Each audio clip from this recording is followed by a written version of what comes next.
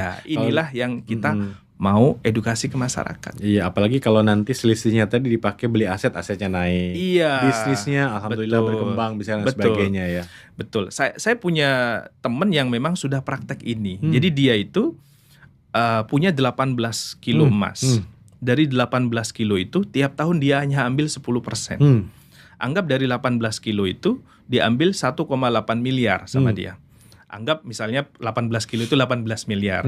Karena ngitungnya udah nggak gampang nih, 1,7 miliar. Dari 1,8 itu setiap tahun dia beli franchise.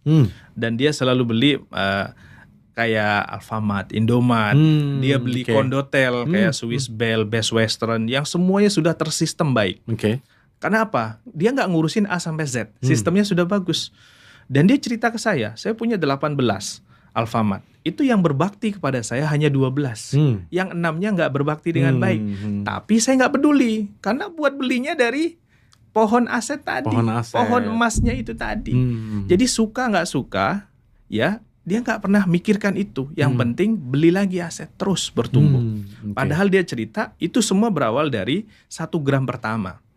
Kalau di dinar, 1/4 dinar pertama. Makanya di dinar kita bikin namanya 7 tangga pencapaian menyimpan dinar atau menyimpan aset berupa dinar. Tujuannya apa? Biar teman-teman itu terstruktur, tahu apa yang harus dilakukan. Karena selama ini menyimpan aset atau menyimpan emas nggak tahu tujuannya. Padahal ada tujuannya.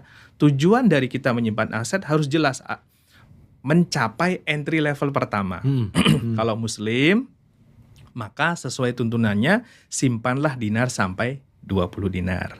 Kenapa harus 20 dinar? Nah ini orang pada bertanya nih.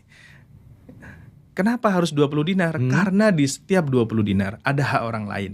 Oh, jadi sudah mencapai apa? Nisab ya? Nisab, betul. Udah sampai, kalau udah simpan setahun, sampai nisabnya, keluarkan zakatnya 1/2 dinar. Itu buat siapa? Buat orang lain.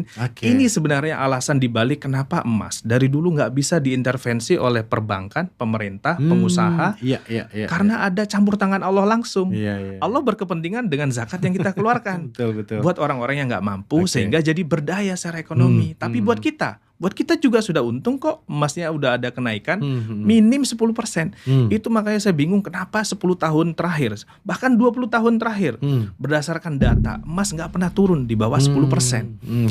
Jadi kalau ada orang nanya, Pak, nanti emas ini turun sekarang, jangan pernah jangka pendek, minim setahun. Iya, minim setahun. Kalau udah setahun, maka insya Allah terus kita bisa memanen.